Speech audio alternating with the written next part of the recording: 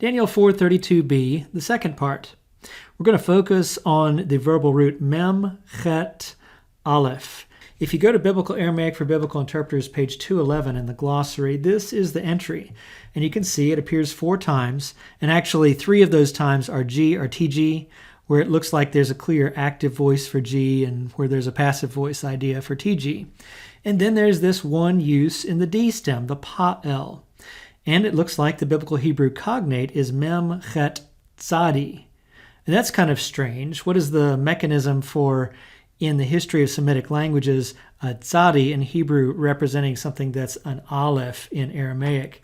There's actually a discussion of this from an old Aramaic standpoint in Dagon's work, and you can refer to that technical discussion. But the striking word in Hebrew is normally nun, kaf, he. Now the G stem uses of this word use a lamed direct object marker to designate what is struck. But here in Daniel 4:32, we see that bait. What is the meaning of this? How is it that the pa'al uses a lamed to designate what's struck as a direct object, but pa'el would then use a different preposition? So we can go in search of occurrences of this verbal root outside the Bible to see if that can shed any light on it. And this verb, mem, chet, aleph, appears on the sephire stele.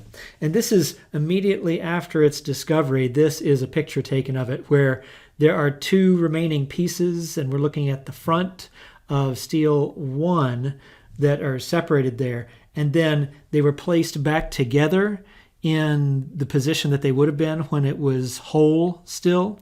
And that is housed in the National Museum of Damascus. This is a close-up of the bottom stone, and if we look to the very last line, we find mem, chet, aleph.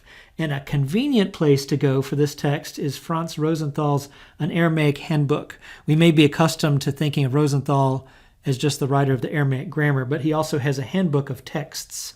So here, if you look at line 42, I'm going to reproduce it to the side here, the parts that are not conjectural, but still are on the stone. In the middle line, I'm underlining the part that we're focusing on. You see that mem, chet, aleph verbal root, and he strikes upon her face. And we notice that the thing struck is a body part, and it is not a lamed preposition that's designating it, but in this case, an al. So we don't know for sure that this is a use of pa'el because we have no vowels. However, this is a possible parallel to what we see in Daniel 4:32 because it's striking a body part.